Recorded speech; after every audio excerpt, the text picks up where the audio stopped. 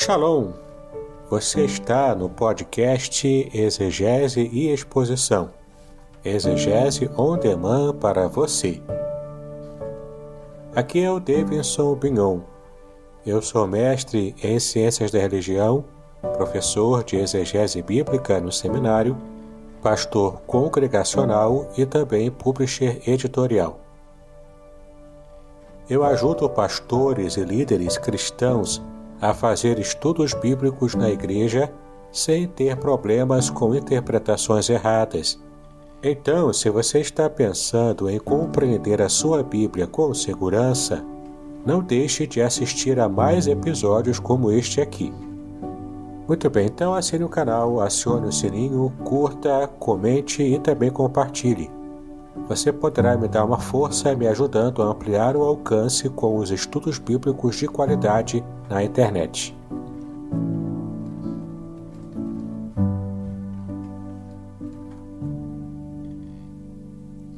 Olá pessoal, graça e paz a todos vocês. Aqui é o professor D'Angelo Lopes. Hoje temos uma live marcada. Temos um professor que vai nos instruir na questão do hebraico bíblico. Então estamos aí no aguardo do nosso querido pastor e professor Davidson Bignon. Tá? Vamos ver se ele já está a postos. Eu creio que sim. Ele mandou alguma coisa dizendo a respeito que ele já estava a postos. Vou tentar verificar aqui, convidar ele desde já. Opa, como é que tá, meu? Opa! Shalom! Shalom! Como está, meu amigo? Estamos bem, graças a Deus, tudo bem. Estamos na preparação, né, para termos uma live abençoada. Já preparei tudo aqui, todo o setup, e estamos aí para colaborar. Perfeito, perfeito. Eu estava aqui procurando a gramática hebraica do nosso professor, do nosso querido amigo. Deixa eu ver se eu acho aqui. Do Rafael, Boré Rafael. Rafael Moré. Boré Rafael Ribeiro. Isso aí. Eu tenho uma gramática de hebraico dele. E Sim. não, né? E hoje, antes da gente falar um pouco sobre esse assunto, que é complexo, mas é gostoso. Eu acho que quando a pessoa aprende um pouco do hebraico, eu acho que ela vicia. Eu, por exemplo, eu não consigo mais estudar outra coisa. Para mim, a mentalidade hebraica, que o leque de opções, de recursos hermenêuticos que o hebraico te dá, é muito fascinante e nos comove muito. Bom, antes de falar um pouco sobre isso, eu queria que você se apresentasse, falasse aonde você mora, de qual ministério você é, né? Fala um pouquinho mais de você aí. Sim, eu sou o reverendo Davidson Bignon. Eu sou pastor auxiliar do pastor Hidauro Campos, da Igreja Congregacional de Niterói, aqui no Rio de Janeiro. E eu sou também professor de hebraico no Seminário Teológico Congregacional de Niterói. Sou secretário do seminário também, sou professor de hebraico e exegese bíblica do Antigo Testamento nessa instituição. Tenho livros publicados, eu tenho mestrado em Ciências da Religião, tenho vários livros publicados, inclusive esses dois aqui que eu separei para mostrar, que é esse livro aqui, Revelações Originais do Salmo 23, onde eu analiso palavra por palavra, versículo por versículo, do Salmo 23 na língua hebraica, tendo inclusive informações de contexto histórico, o que é bastante interessante, amplia muito a nossa visão do salmo mais conhecido da Bíblia, né, que é o Salmo 23. Também tem esse livro aqui publicado, que é, na verdade, a minha monografia de mestrado já publicada. O título comercial do livro é A Ética do Casamento Judaico. Nesse livro aqui eu analiso todas as questões bastante comuns do que a Bíblia fala, do que a Torá fala, tanto a Torá escrita quanto a Torá Shepiarpé, que é a Torá oral, né? Aí vem o Talmud, e fala sobre casamento, tudo sobre algumas informações importantes sobre temas relacionados ao casamento, tudo de de acordo com a cultura bíblica, com a cultura da Torá. Então, de fato, é um livro interessante. E ali eu parto de uma situação problemática na exegese, que é o casamento de Moisés com a mulher cuxita. E é interessante também que esse livro aqui, essa minha monografia de mestrado, o meu orientador foi o Moré Rafael Ribeiro. Ele que me orientou para escrever essa monografia e estou até esperando o novo contato dele para marcar, para eu poder estar juntamente com ele e a gente trocar algumas figurinhas também e rever, né, depois de muitos anos sem estar com ele. Domingo eu vou estar lá pregando. Se quiser aparecer lá, domingo eu vou pregar lá o culto da família. Vou estar pregando Ah, em legal. Filadélfia. É, domingo, infelizmente, quer dizer, não é infelizmente, né? Domingo eu tenho que estar na minha igreja, né? Eu Perfeito. trabalho lá como pastor auxiliar, aí é mais difícil sair. Mas é uma benção, o pastor Rafael é uma benção. Com certeza. Ah, eu já esquecendo, eu também fiz parte da equipe de revisão da Bíblia de Estudo Michael Henry, que agora é publicado pela Sociedade Bíblica do Brasil. Legal. A Bíblia de Estudo Matthew Henry, você chegou a participar da revisão? A Bacana. equipe de revisão dos comentários. Sim, sim. Interessante. Bom, então já que a gente apresentou um pouco o nosso professor, e é uma pessoa que eu estou gostando muito de conhecer também, uma pessoa muito Esse amigável. é verdadeiro. Amém, amém. Eu só espero conseguir achar esse seu livro aí. É só contigo que compra? Porque eu gostei do título do É, Salmo 23. pode comprar comigo, fazer contato, eu mando as informações, envio pelo correio, ou já que você mora aqui perto, eu moro aqui em São Gonçalo, no Rio de Janeiro, você pode vir aqui pegar, a gente É. marca, toma um café. Eu não moro tão perto, né? Eu moro em Vassouras, sou da região Serra, sul-fluminense. Ah, Mas pensei aí, que você está aqui, não, eu cheguei a morar sem aí dois problema. anos. É, Eu morei aí dois ah, anos. Aí eu conheci o pastor Rafael, fui da igreja dele. E agora, de vez em quando, eu volto aí para pentelhar o Rafael um pouquinho mais, né? Porque é, pentelhar é comigo mesmo. é só Bom, mandar que a gente, só conversar, a gente manda pelo correio, sem problema. perfeito, perfeito. Então, vamos lá então. Já que estamos falando de uma língua muito antiga, né? O que na verdade é essa língua? O que ela representa? Qual é o povo que ainda usa essa língua? Essa é uma língua muito antiga, não é a mais antiga da humanidade, a mais antiga língua registrada, que se tem conhecimento, é o fenício e o acadiano. Uhum. O acadiano, em especial, que era aquela escrita chamada de escrita cuneiforme. Inclusive, aqui no livro do Salmo 23, eu coloquei uma imagem dela. Deixa eu ver se eu consigo achar aqui. Eu coloquei aqui tanto o Salmo 23 na língua hebraica, eu vou mostrar aqui para vocês, ó, essa imagem aqui, Uhum. ver se vocês conseguem ver. O Salmo 23 em hebraico, Uhum. tá bom? Para vocês terem uma noção. Aqui é o Salmo 23, como está no códice copiado à mão, chamado Códice Leningrado, que foi publicado, né, foi escrito à mão e foi achado, né, esse material feito por copistas lá na Idade Média, século XI e século XII. Deixa eu ver se eu acho aqui a escrita cuneiforme, que ela é mais antiga um pouco do que o hebraico. Por quê? Porque tem esse nome por causa ela era feita na forma de cunha. Então se prensava na argila, se prensava ali pauzinhos e pontinhos, e mais pauzinhos, né? E então formava um sistema de escrita ali. Aqui achei. Essa aqui é uma imagem, eu, inclusive coloquei no livro para ilustração, da escrita cuneiforme, chamada a língua acádica. Ela é tão antiga quanto a língua fenícia, né? São, são os dois sistemas de escrita mais antigos que se tem conhecimento no mundo. O hebraico ele vem um pouco depois dessas escritas. O hebraico ele é a língua falada até hoje pelo povo de Israel. Se você for hoje a Israel, você vai encontrar o povo falando o hebraico moderno, Uhum. não o hebraico bíblico, né? Porque o hebraico ele teve várias fases. A primeira fase era o chamado de proto-hebraico, que era mais próximo desse período aqui do fenício e acadiano. Uhum. Aí depois, com a evolução, veio o hebraico bíblico, que já era o hebraico com essas formas, formato de letra que nós conhecemos hoje, e foi derivado do cativeiro babilônico, veio o hebraico bíblico nesse formato. Antes se escrevia, na época de Moisés, principalmente, se escrevia, mas não era com esse formato de letra, como nós conhecemos hoje. Era o formato de letra conhecido como proto-hebraico, que também era muito próximo de como eram os hieróglifos egípcios, porque o proto-hebraico é uma língua também que traz a ideia em forma de um desenho, e não letra por letra. O proto-hebraico era assim.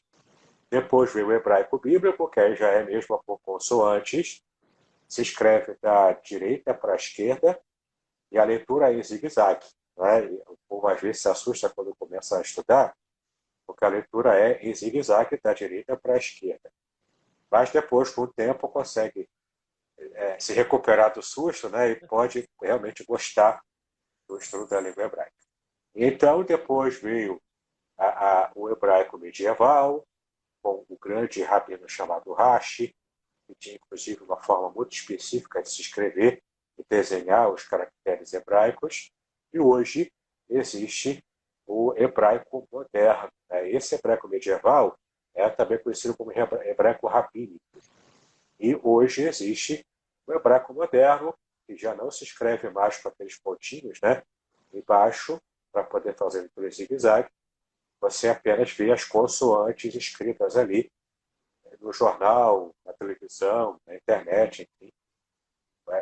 Essa língua hebraica ainda hoje é falada em Israel, depois dos esforços do movimento sionista, especialmente de um homem chamado David Ben-Gurion, que trouxe a ressurreição do desejo e da fala da língua hebraica depois de tantos anos, né, e séculos até, do povo judeu espalhado pelo. Sim, uma coisa interessante também, interessante, mas é ruim ao mesmo tempo.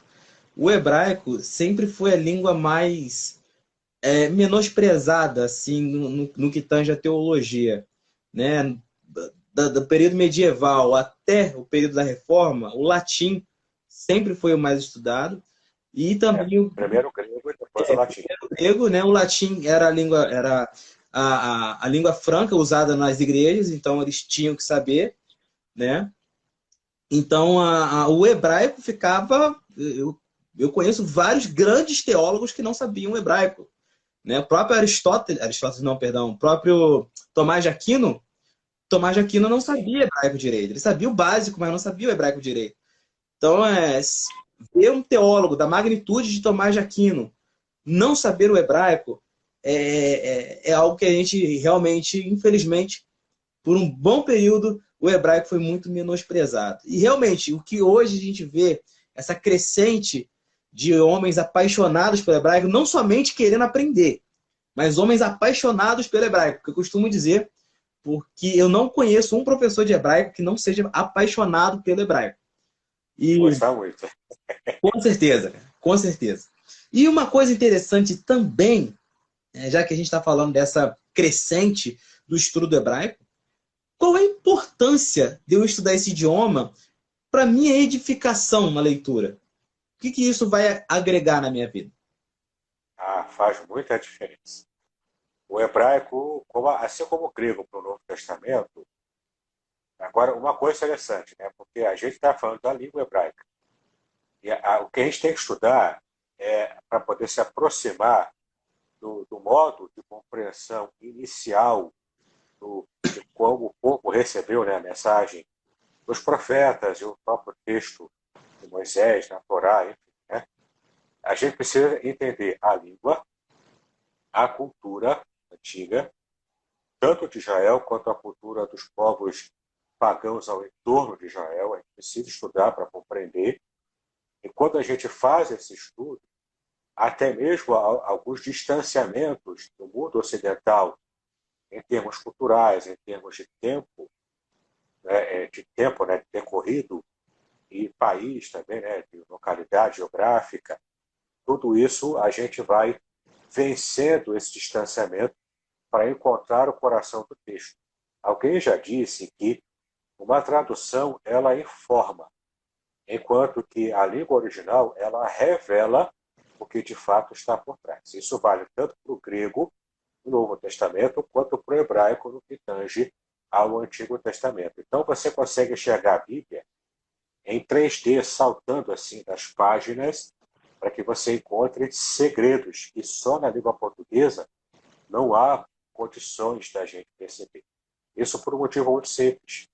Em qualquer tradução, o tradutor pega lá um léxico da língua hebraica, por exemplo, e uma palavra simples e corriqueira na Bíblia, como a palavra traduzida em português, geralmente como alma, que é a palavra nefesh, em hebraico, ela pode, na verdade, ter uma gama, uma possibilidade assim, enorme de traduções. Porque o léxico ele permite ter essa família lexical, essa abrangência lexical. Então, nefesh pode ser alma, como geralmente é traduzida, pode também, dependendo do contexto, ter um sentido de espírito, ter um sentido de respiração. No caso, se ela se aproximar do sentido de espírito, ela funciona como uma espécie de sinônimo de ruach, que é espírito em hebraico. Mas se ela tiver o sentido de respiração, fôlego de vida, respiração, ela funciona como sinônimo de neshama, que é a palavra hebraica para fôlego de vida, para respiração. Então, você percebe que a palavra nefesh pode, inclusive, dependendo do contexto, veja só, ela pode ser traduzida como garganta, porque a palavra permite, esse campo semântico, ela permite também ser traduzida como garganta. Então, você tem que conhecer a língua, tem que saber perceber o contexto do próprio texto, o contexto literário e o contexto histórico, para que você tenha uma noção muito clara do que está se tratando ali.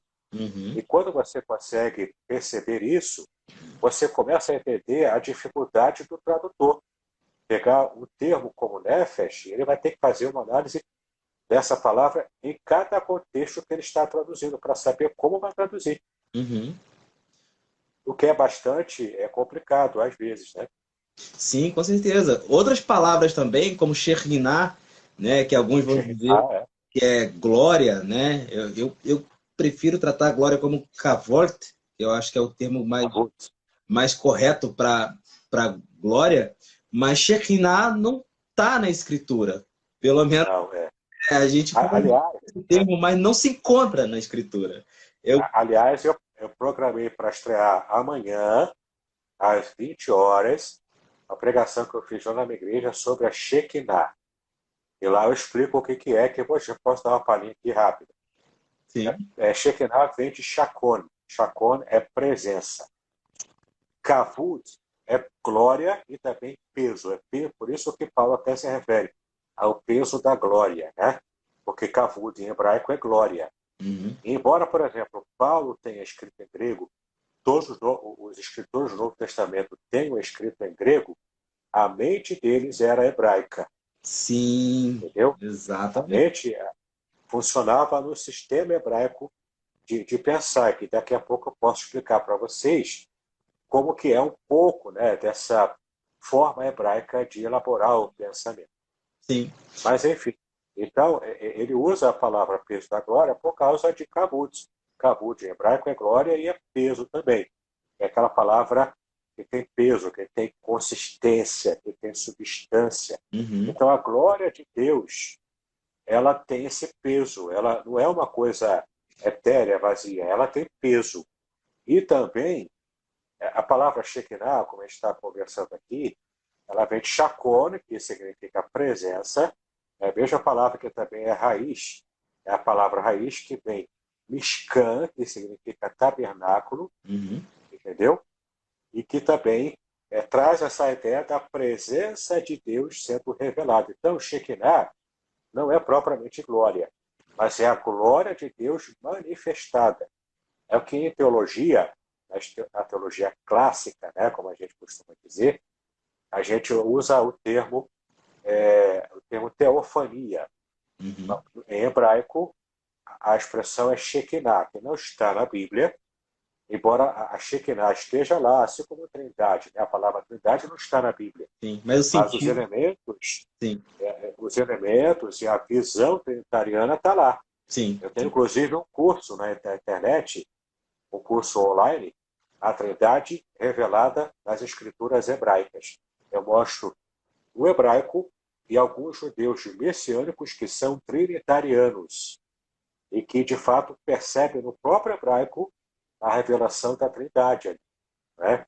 Então, é muito interessante quando a gente começa a estudar e a gente vai vendo como, inclusive, essas conexões dentro das palavras em hebraico, estudando a raiz, o significado, como isso alimenta e enriquece o Uhum. nosso estudo. Né?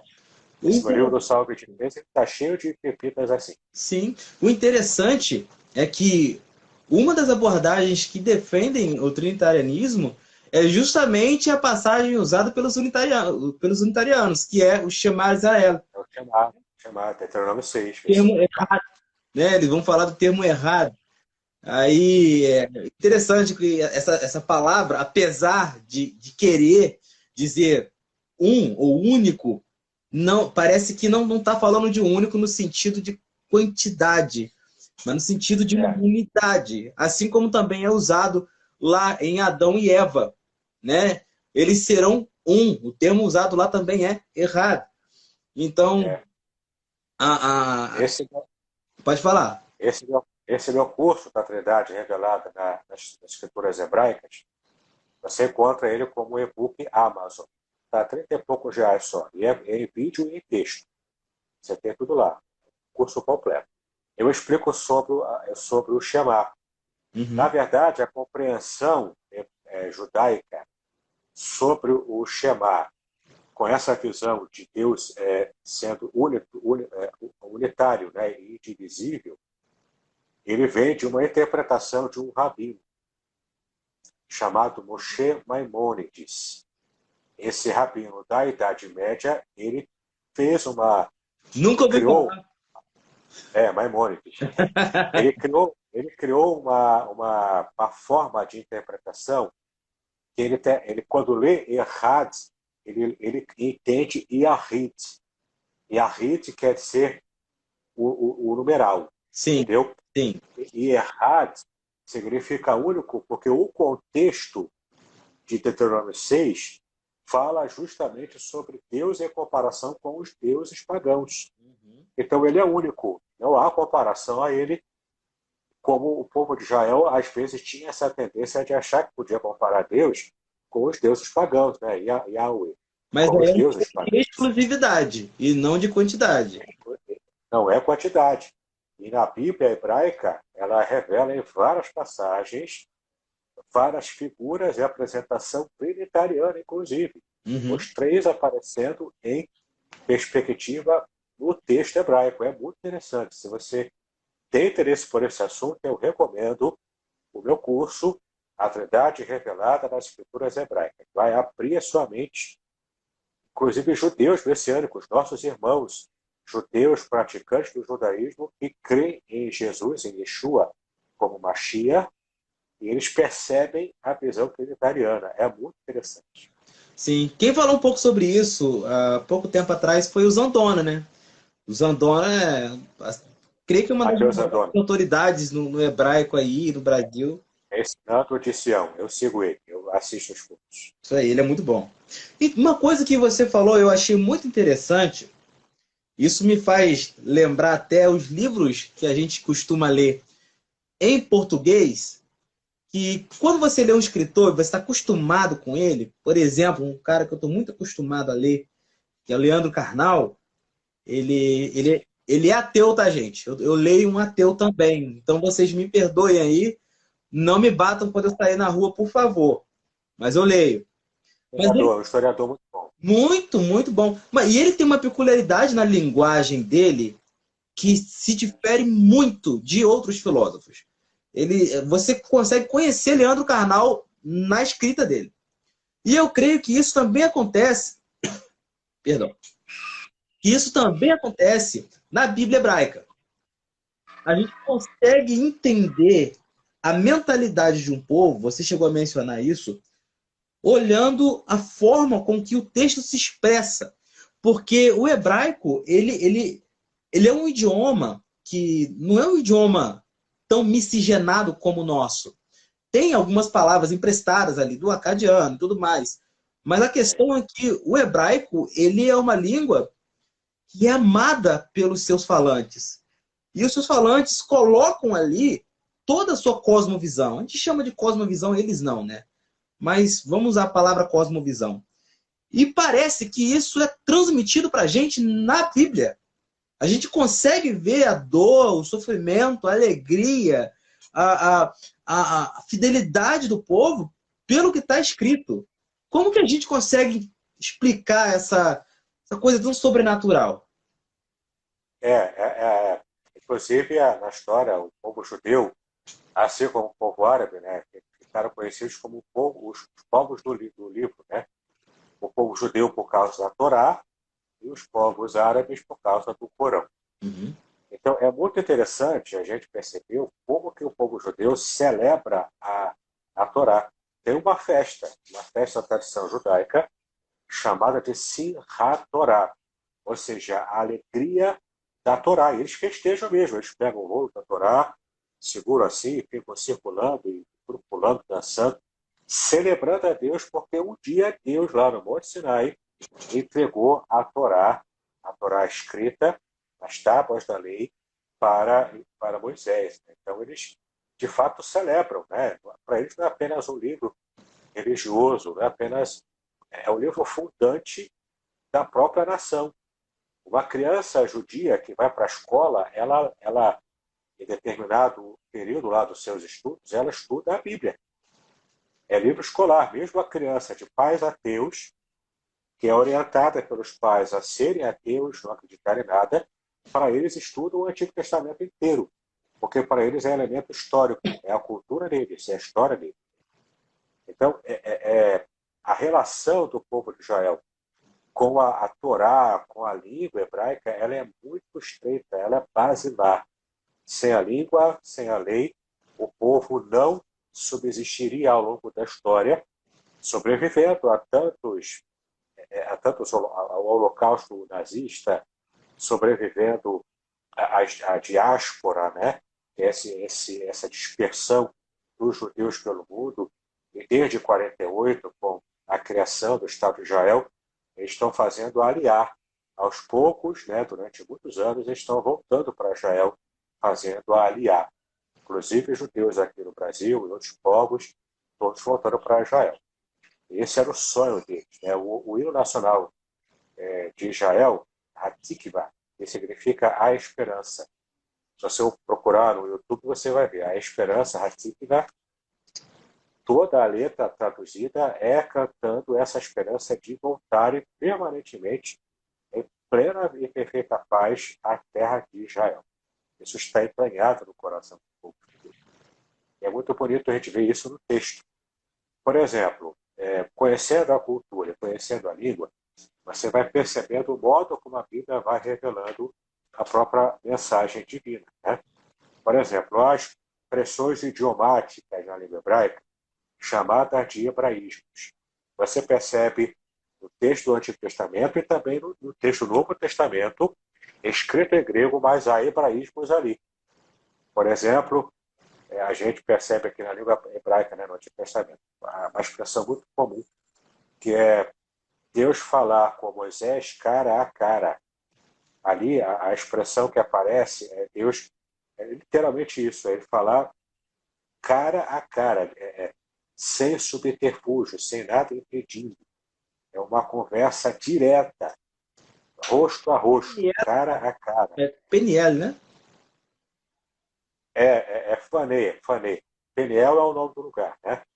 Sim. Fanê, que Fanê, Alpanim, acho que se não me engano é assim. Isso. Mas é a expressão Fanê, que é rosto, né?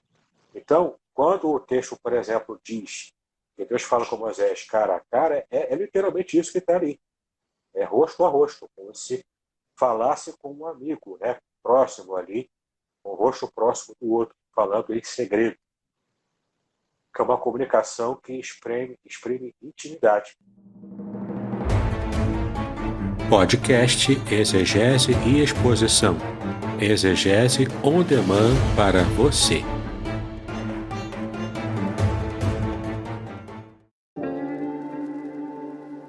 Shalom!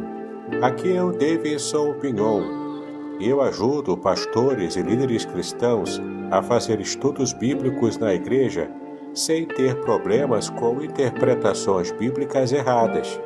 Então, se você está pensando em compreender a sua Bíblia com segurança, não deixe de assistir a mais conteúdos como este aqui neste canal.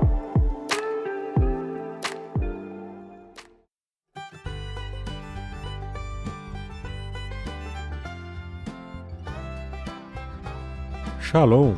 Este é o testemunho do professor Samuel Monteiro, do site Hebraico Pro. Ele recebeu o livro Revelações Originais do Salmo 23 e fala aqui sobre as impressões que ele teve sobre o livro quando ele recebeu. Confira aqui. Mas, gente, pode comprar, tá? Sem medo de ser feliz. Ficou muito legal mesmo. Aqui embaixo tem o link para você comprar a versão digital. Mas se bem que, olha, gente, o livro tá tão da hora que eu recomendo você comprar a versão impressa, tá? Ele é muito legal, né? Porque por ele ser bem bonito mesmo, né? De material assim de bastante qualidade, né? O papel, né? E esse papel aqui é uma coisa de louco, eu nunca vi isso aqui, gente. O papel é macio, tá?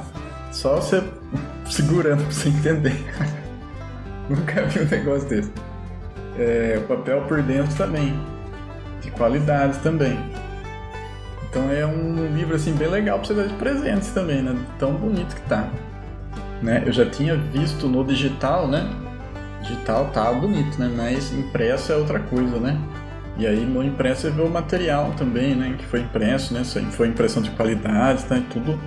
Tá tudo assim de muita qualidade, gente. Da hora, né?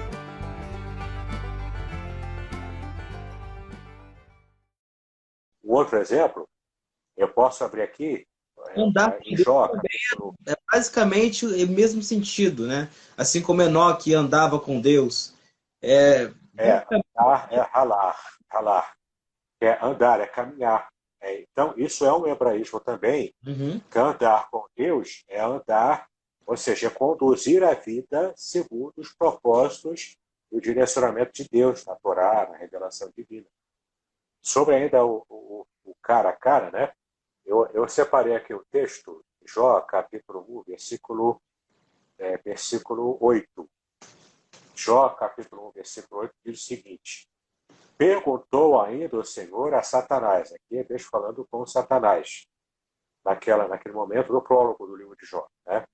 Perguntou ainda o Senhor a Satanás: observaste o meu servo Jó? Olha que interessante, né? Aqui não aparece a palavra rosto, mas literalmente em hebraico está: você colocou o seu coração sobre o meu servo Jó. Por que ele disse isso? Colocar o coração. O coração, no hebraísmo, né, na língua hebraica, não significa o órgão que bombeia sangue, né? Fisicamente, o coração só serve para bombear sangue. Mas quando o texto fala em coração, o contexto vai dizer que ele se refere ao íntimo do ser da pessoa. A pessoa nas suas entranhas, no seu íntimo, naquilo que é mais interior, né, da vida da pessoa. Interior no sentido de envolver emoções, envolver tudo. Vontade própria, né? É o ser na sua mais perfeita intimidade.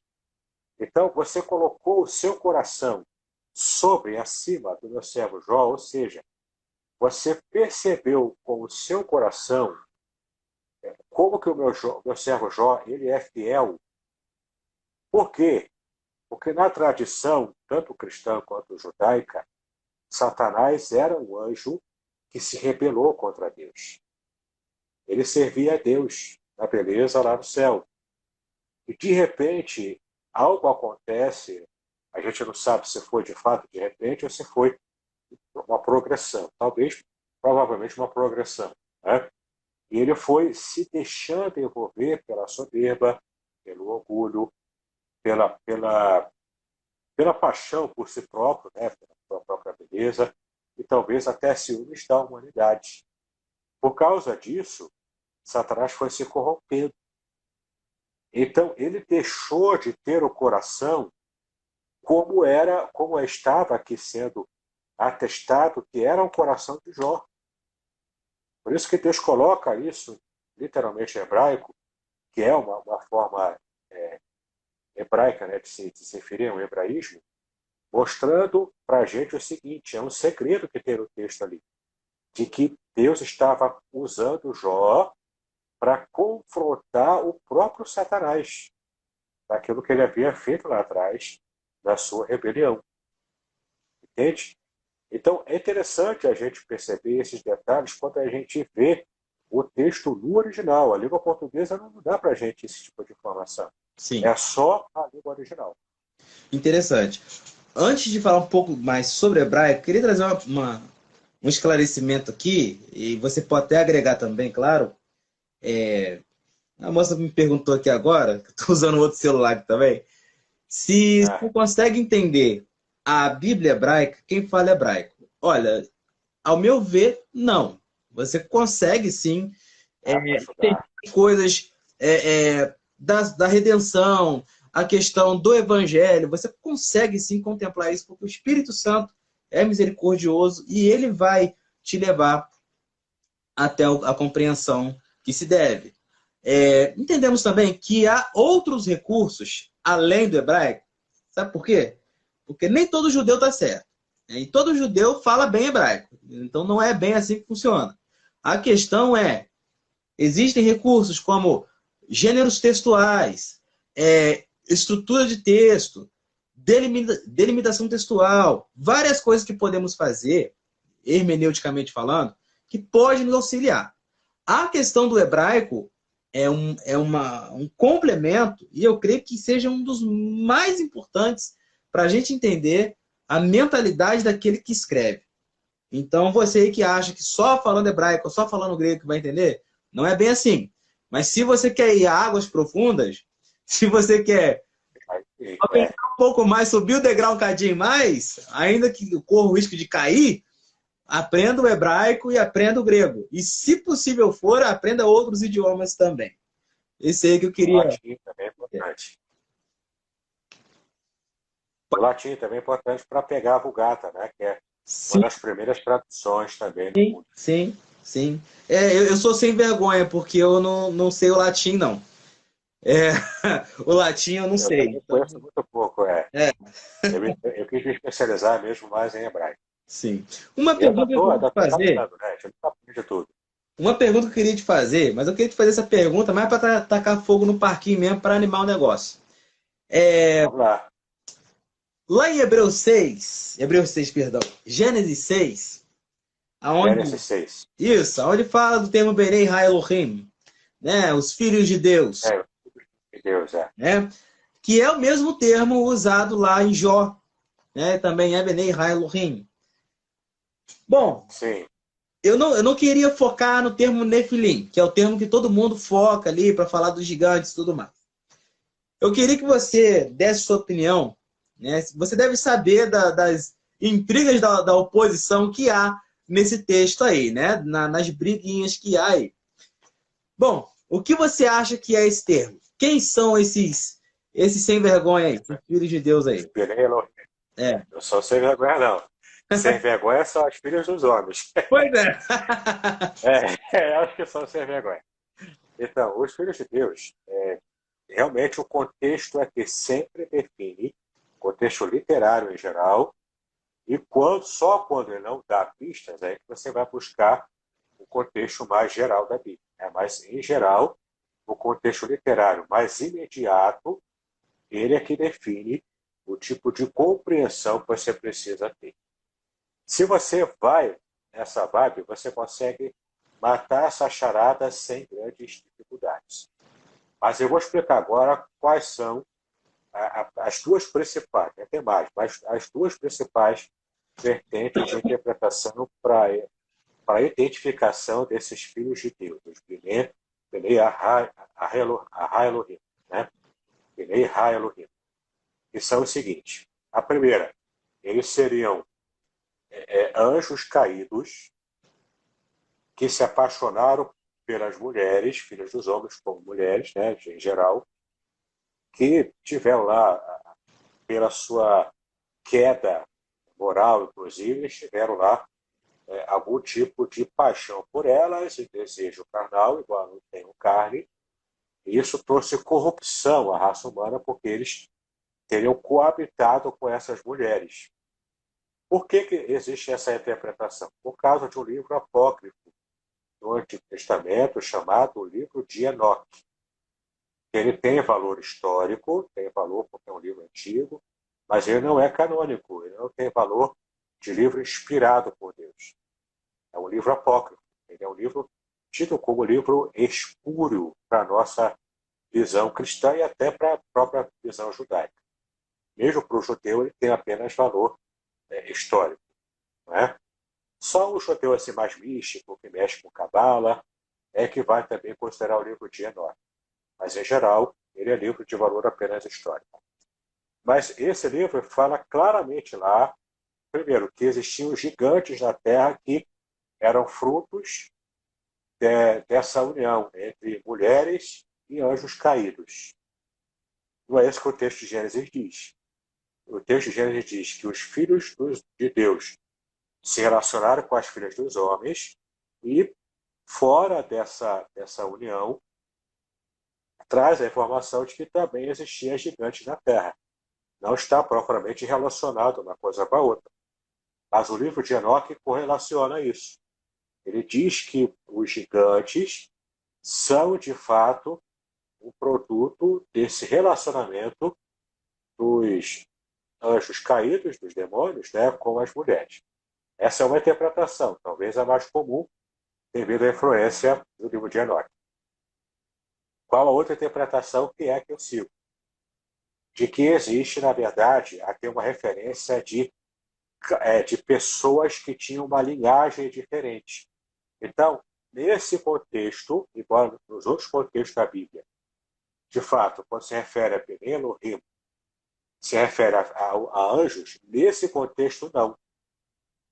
Nesse contexto, os filhos de Deus seriam os descendentes de Sete, que era ainda uma linhagem que amava e servia a Deus, em detrimento às outras linhagens, que são os descendentes de Caim, que, entre eles, né, os vários povos, né, que se derivaram dessa descendência de Caim, aquele que matou Abel, né, e eles, de fato, estavam se dedicando à impiedade, à maldade. Foi uma linhagem degenerada, que foi se multiplicando, até pela própria degeneração, que envolve também a sexualidade. Eles foram se multiplicando nessa cultura da impiedade, e foi, portanto, gerando aquele mal-estar e aquela situação para toda a humanidade conhecida e habitada aqui naquele espaço terrestre, para que depois dessa corrupção geral do ser humano, produzisse em Deus esse sentimento. Depois eu posso falar sobre ele. Inclusive, eu tenho um vídeo só sobre isso, 2 vídeos, aliás, no meu canal do YouTube, sobre um estudo sobre isso. Como que o texto hebraico traz esse tipo de reação divina, que na nossa versão diz que se arrependeu Deus, né? Ali tem um mistério ali no hebraico, para que a gente entenda o que levou Deus a produzir o dilúvio, devido à corrupção inteira da raça humana, da linhagem de Caim, que também corrompeu a linhagem de Sete, que era uma linhagem mais dedicada a Deus. E essa corrupção engoliu, inclusive, a linhagem de Sete, corrompendo o ser humano como um todo, a ponto de sobrar apenas Noé. Agora, é muito interessante também a gente perceber por que eu dou ênfase a essa interpretação? Por causa do capítulo 5, o capítulo imediatamente anterior. O capítulo 5 fala dessas 2 linhagens, Sete e Caim. E logo no capítulo 6, fala da degeneração. Portanto, faz todo sentido casa perfeitamente com o contexto imediato da passagem. Portanto, na minha percepção, tá, é a linhagem de Sete sendo também corrompida como último bastião de linhagem de alguém, de uma linhagem que servia a Deus, que amava a Deus, e agora foi corrompida pelos descendentes de Caim, que seriam as filhas dos homens, né? As mulheres promíscuas da descendência de Caim. E isso, então, criou a corrupção geral a ponto de sobrar apenas Noé, e por causa de Noé, e aliás tem um trocadilho interessante no hebraico, se você não ver no português também. A palavra hebraica para graça é ren, que se escreve com duas letras, a letra het e a letra nun, no final. E a palavra hebraica para o nome de Noé é Noah, que é primeiro a letra nun, que é a última letra de Ré, né? É a letra nun, e depois a letra het. Então, há um espelhamento. Graça e Noé são duas palavras que estão espelhadas uma com a outra. Isso, para a mentalidade judaica, isso também tem valor interpretativo. Para a gente, não tanto. Para a gente é mais uma curiosidade. Mas na mente hebraica, isso tem valor interpretativo também. O fato de graça e Noé, naquele texto que diz, né, Gênesis 6 mesmo, que Deus achou graça na vida de Noé, porque isso, né, tem esse espelhamento. É muito interessante a gente perceber isso. Agora, uma coisa que é interessante, que eu estava lendo no livro chamado Genesis Unbound, do John Taylor Hammer, talvez você conheça, um dos maiores teólogos do Antigo Testamento do mundo. Ele vai dizer que essa análise mais comum da questão do Toledot, né, a sua interpretação é vinda do Toledot, que é a minha também. Eu creio que a nossa leitura deve ser através dos Toledot, né, que são as gerações. Os blocos de texto marcados textualmente por Toledot, que são as gerações, né? Isso aí. Então, eu interpreto dessa forma também. Agora, ele vai dizer o seguinte: de acordo com documentos antigos, como a Epopeia de Gilgamesh e outra, a Epopeia de Atrahasis, vai dizer que os filhos de Deus, no caso, filhos dos deuses, também eram chamados os grandes governantes, né, os grandes reis daquela época. Se não me falhe engano, se ele estiver me assistindo aí, ele pode me corrigir. Mas o nosso amigo Moré, ele crê dessa forma. Ele crê que os filhos de Deus são os grandes governantes. Eu acho interessante, acho mais viável do que ser anjos, né? Acho mais viável. Claro. Mas eu ainda não consigo contemplar dessa forma, justamente por causa dos toledotes, que eu creio que é a forma mais adequada a aplicar ali, na leitura.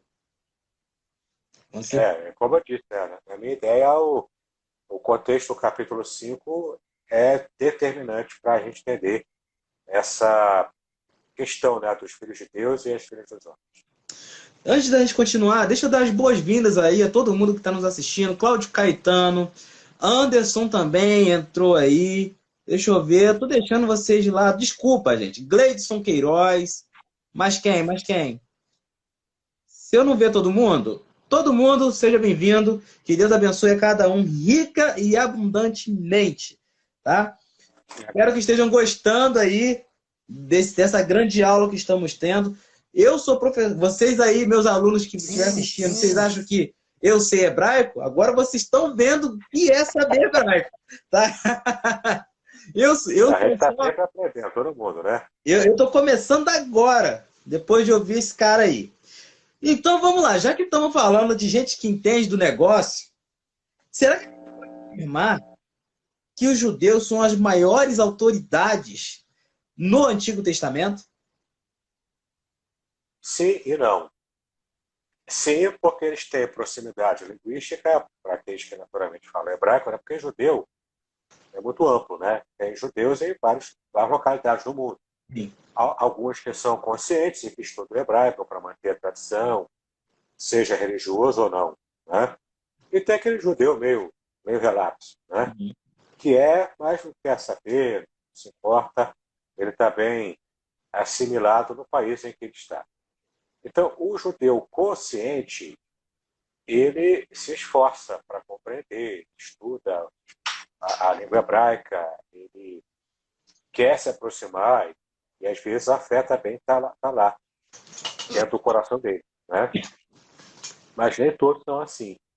Então, por isso que se irão, né? Porque eles têm essa proximidade natural pela cultura, pela língua, né? E, ao mesmo tempo, eles estudam, ainda que secularmente, estudam nas escolas, desde criança, a Bíblia como um fator cultural. Agora, aquele judeu mais relapso, aquele judeu menos afeito a essas questões, né? Menos consciente, digamos assim, ele simplesmente segue a vida e não tem essa proximidade toda, não. E às vezes a gente tem essa ideia de que todo judeu é tudo igual, não é? Não é. Assim como existem várias comunidades evangélicas, né? E se associar, você é pastor, então você é da igreja, não vou nem falar para não criar problema, mas você é igual a igreja tal lá. E eu fico bravo com isso, entendeu? Porque eu não quero estar associado a determinadas igrejas, né? A determinados ministérios. Também, o judeu também tem judeu para tudo quanto é gosto. Né? E tem várias opiniões divergentes. É até uma piada recorrente entre o judaísmo de que se no ambiente tem 5 judeus, existem 6 opiniões diferentes. Sem dúvida, sem dúvida. E o interessante é que desde o período do Segundo Templo, da época de Jesus, essa fragmentação religiosa já existia. Já existiam os fariseus, os saduceus, aqueles que acreditavam em ressurreição, aqueles que nem acreditavam em anjos. Então, o que mais tinha ali era a galera fragmentada. Então, se a galera acha que o povo judeu aí é unido, não é uma teologia só. Não é assim não. O negócio o buraco é mais embaixo. Um pouquinho. Tem até judeu hoje que acredita em reencarnação. Aí mistura com Cabala, mistura com as influências medievais. Inclusive, até antes da Idade Média, né, o platonismo entrou forte no judaísmo, com Moshe Maimônides. Sim, então, mistura. Maimônides tem um documento de Maimônides dizendo que ele acreditava não sei se é verídico ou não, mas diz que ele acreditava em reencarnação. Tem judeu hoje que crê na reencarnação, todos esses que seguem os escritos do Zohar, né, que é a Cabala judaica, que é a parte esotérica do judaísmo posterior, né, aos tempos bíblicos. Isso já é uma herança da Idade Média. Então, assim, tem judeu para tudo quanto é jeito. Você tem até judeu messiânico que crê na Trindade, como eu expliquei aqui, né? Então tem até judeu neopentecostal também, né? A gente lutou tanto para não falar o nome, acabei que eu falei aqui, mas deixa para lá, tudo bem. Vamos seguir a vida aí. Pois é. Vamos para uma pergunta aqui, já que toda vez que eu ensino esse tema, tanto nas aulas online quanto na aula presencial, o pessoal fala, por que usar esse termo difícil, né? Hermenêutica, exegese, que troço difícil, por que não fala interpretação, ó? Assim, o objetivo da hermenêutica, apesar de não parecer, é facilitar o caminho, né? Com certeza. Agora, o que o hebraico ele pode nos auxiliar na questão hermenêutica? Linguisticamente já sabemos, né, que transmite a mentalidade hebraica, os hebraísmos e tudo mais. Agora, numa questão mais genérica, né, vamos dizer aqui de estrutura textual, de gênero textual, em que o hebraico pode me auxiliar na hora da interpretação?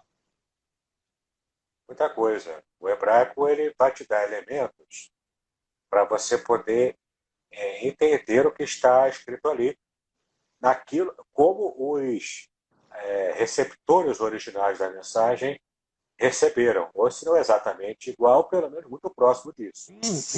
Então, por exemplo, é muito comum as escolas de alegorização que são que fazem parte da nossa história, né, a história cristã, que é praticamente um fruto do pensamento ocidental.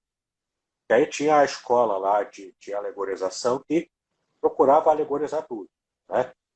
Dentro do próprio judaísmo, sem falar de cristianismo ainda, isso é muito antigo, já existiam as escolas de Shammai, né? E o outro nome que eu esqueci é de quem? É de Ilhéu. Hillel, isso aí. Hillel e Shammai, Isso. que já existia ali uma divergência de interpretação, Sem dúvida. entendeu? Já existia, isso é coisa antiga. Dentro do próprio judaísmo, o judaísmo, inclusive, bíblico, quer dizer, um pouco depois da época do Antigo Testamento, já no Novo Testamento já tinha. Já tinha tanto a escola de Hillel e Shammai, quanto também tinha o método de exegese, que mais tarde se tornou o método de exegese rabínica. Não sei se você já ouviu falar, que é o método Pardes. Pardes, em hebraico, significa a fruta, né? A árvore de macieira. Uhum. Significa macieira. E é uma regra para se lembrar dos passos da exegese rabínica, né? Que é Pshat,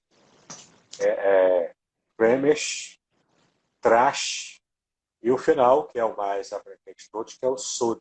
Uhum. Então, lembrando a palavra Pardes, você vai então se lembrar das fases de interpretação rabínica. A primeira fase, que é a fase Pshat, é a leitura mais comum, a leitura mais simples, sem muita elaboração interpretativa. É o que está lá, você entende intelectivamente o que está escrito no texto. Não tem muito o que elaborar a partir disso. Esse é o Pshat, é o nível Pshat de leitura e entendimento. Depois vem o nível Remes. O Remes é quando você já começa a perceber linguagem figurada. Você vê linguagem figurada, vê algumas alusões que não está completamente registrada no texto escrito. Depois vem o método Drash, que é um método um pouco mais elaborado, que é quando você vai fazer conexões de palavras-chave, de outras passagens da Bíblia. Você vai fazer essas conexões. Por isso, Drash, é que vem a palavra Midrash, que são essas conexões que ajudam o judeu a poder estar interpretando e entendendo o que o texto diz na sua mensagem. E, por fim, o último nível, que é o nível Sod, é o nível daquilo que está oculto. Aí, para quem viaja no nível Sod, vai para a Cabala, né?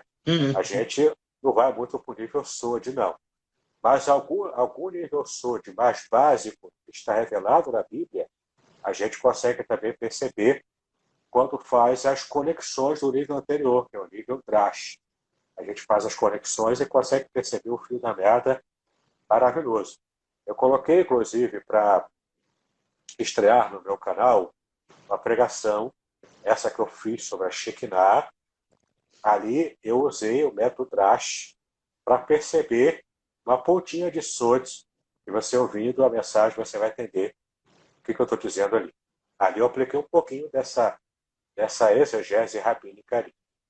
Perfeito, perfeito. Apesar de eles não gostam muito de usar o termo exegese, né? Eles têm uma certa aversão a esse termo.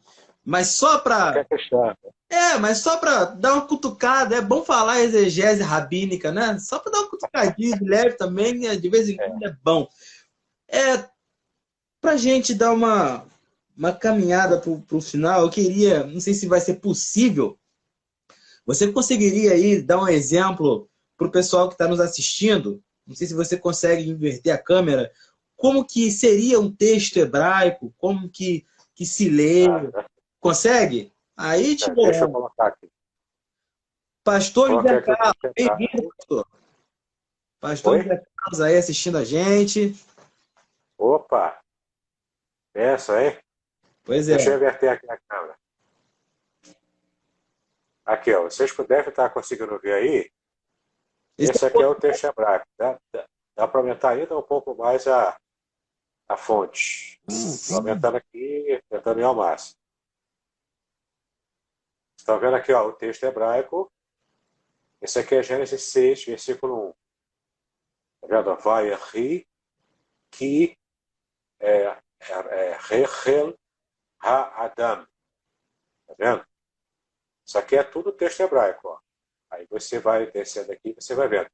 Ele se escreve da direita para a esquerda. Tá vendo aqui o mouse se movendo?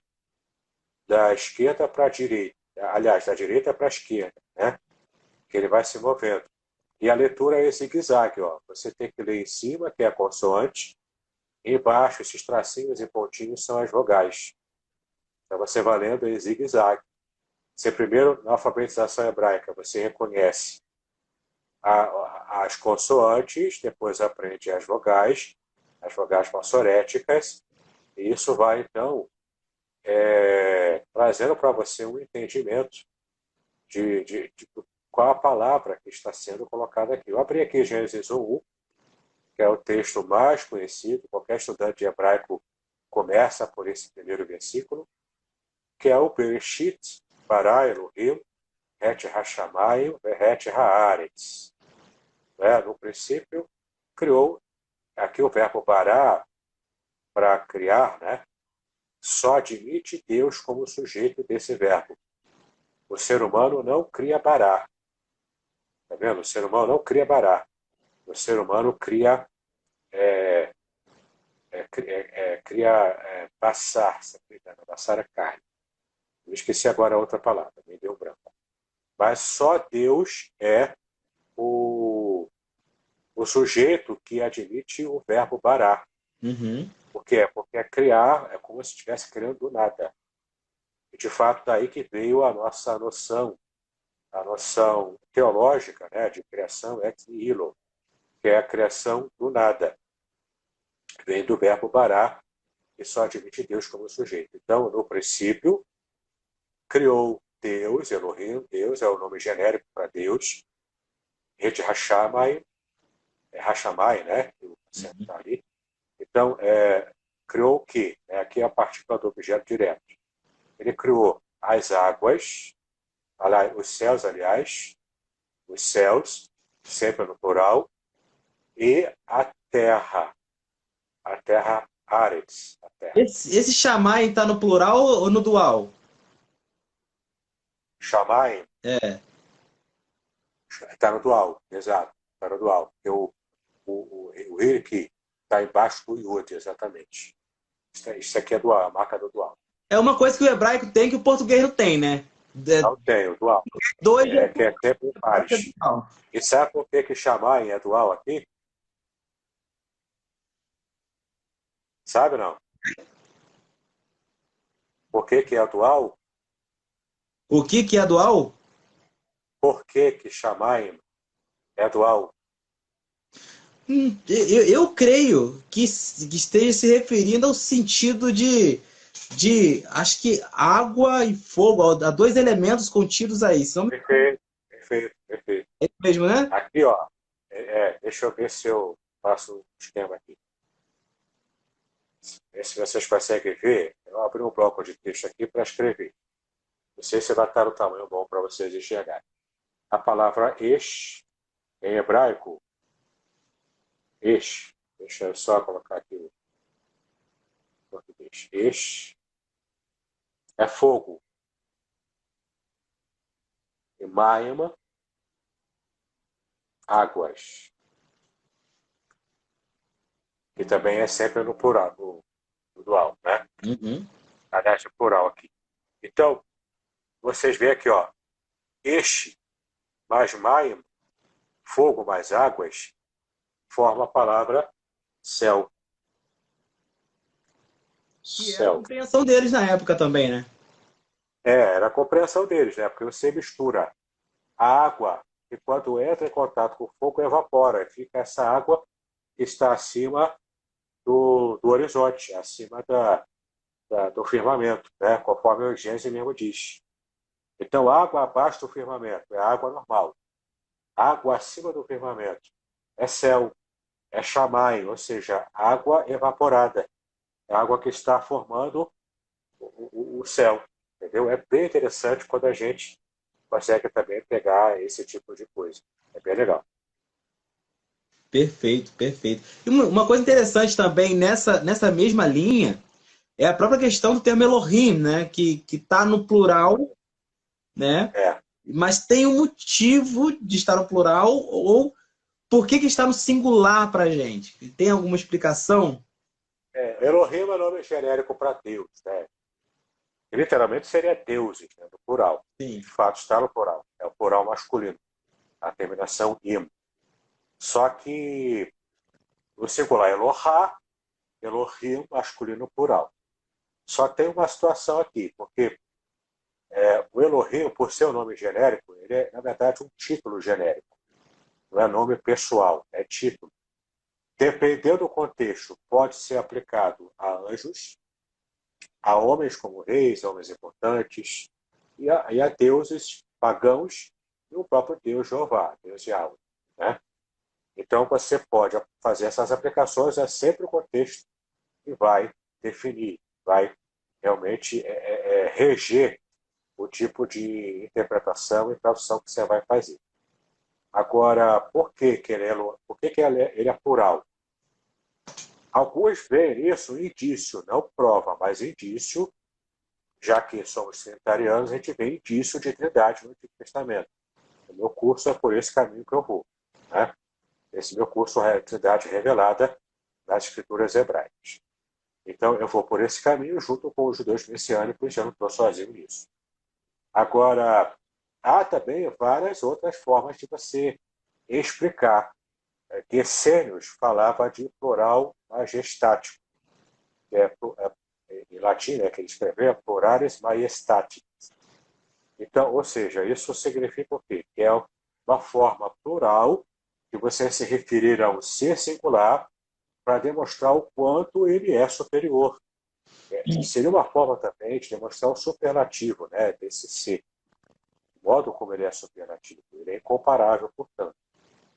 É uma interpretação também. Geralmente é por esse caminho que o judeu mais ortodoxo, o unitarista, vai explicar. Uhum. Mas no curso eu explico lá direitinho, tem elementos ali que podem deixar o unitarista, como um amigo meu diria, né, mastigando o migal. sem saber exatamente como explicar esses elementos que eu levanto ali no curso. É bem interessante. Você acha que também pode ter uma questão gramatical, como a questão do verbo estar no singular e acaba tornando o sujeito também singular devido ao verbo estar no singular? Mas tanto faz a interpretação do plural majestático ou do plural coletivo, é uma explicação também muito importante, também uma forma de você mostrar o coletivo colocando o substantivo no plural e o verbo que eu acompanho no singular. Uma forma de mostrar o coletivo, entendeu? E se você parar para pensar, esse é um caminho interessante para também quem está conseguindo enxergar nessa visão trinitariana o texto hebraico, do Antigo Testamento, né?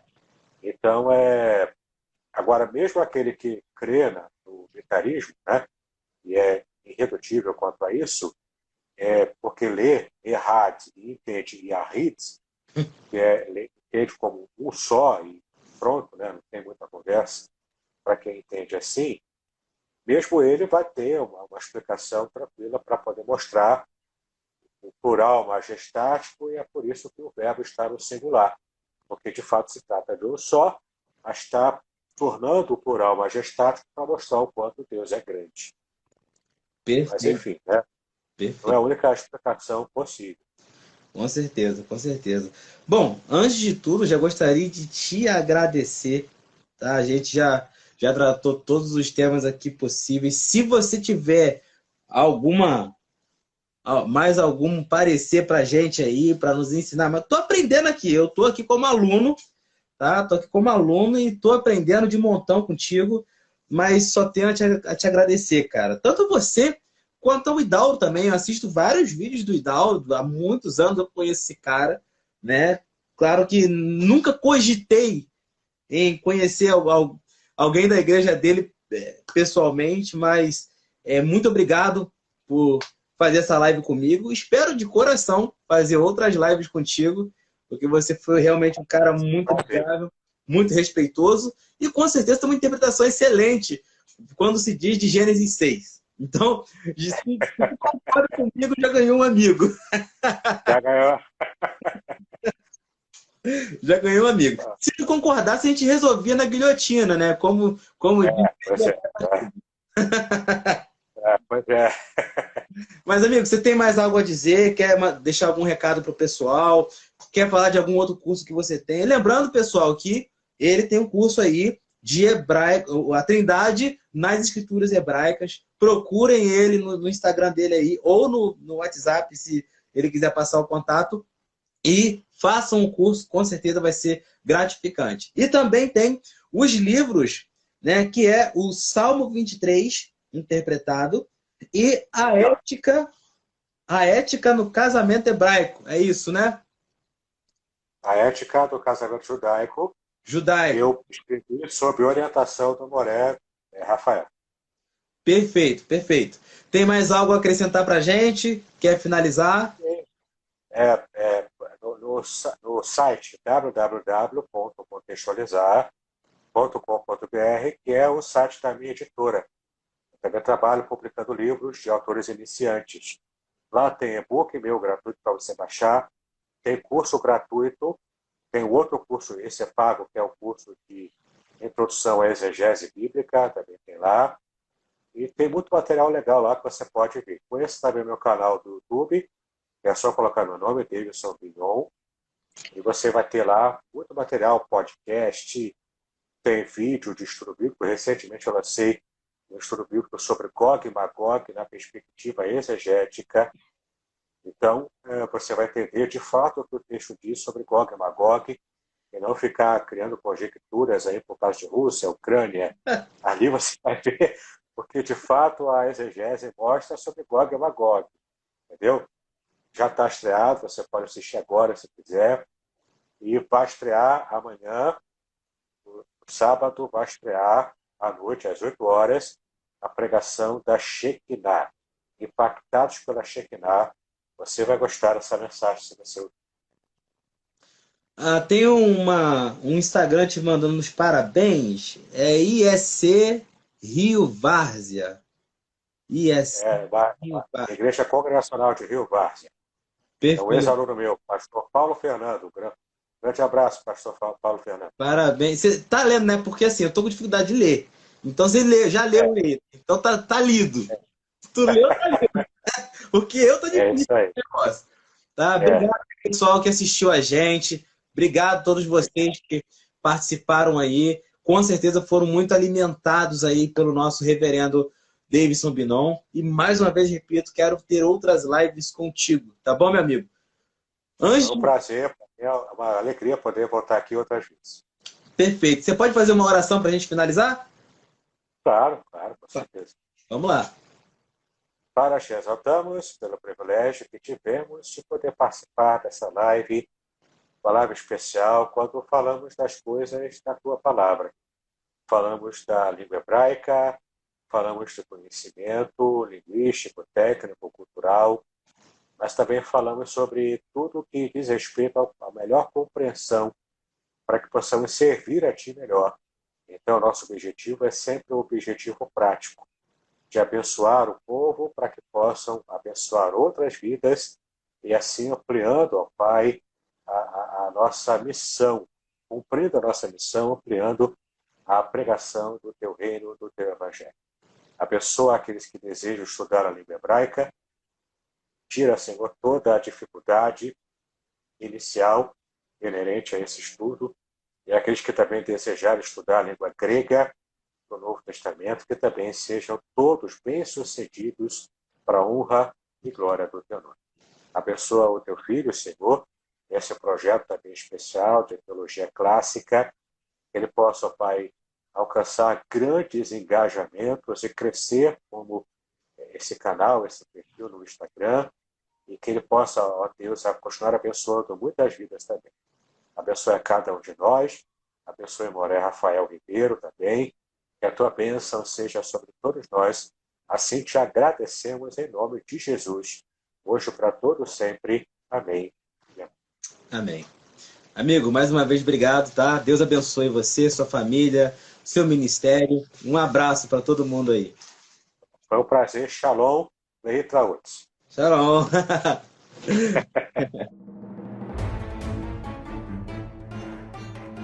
Muito bem, agora o que eu gostaria de ver é a sua participação. Entre em contato comigo, compartilhe a sua experiência comigo e quem sabe até se você enviar em formato de áudio, eu possa aproveitar a sua experiência para apresentar no próximo episódio do podcast Exegese e Exposição. Eu sou Davidson Pignon e eu ajudo pastores e líderes cristãos a fazer estudos bíblicos da igreja, sem terem problemas com interpretações erradas. Se você então está pensando em compreender a sua Bíblia com segurança, não deixe de assistir a mais episódios como este aqui. Então, assine o canal, acione o sininho, curta, comente e também compartilhe. Ajude-me a ampliar o alcance com estudos bíblicos de qualidade na internet. Que Deus abençoe os seus estudos, paz e bênção sobre a sua vida.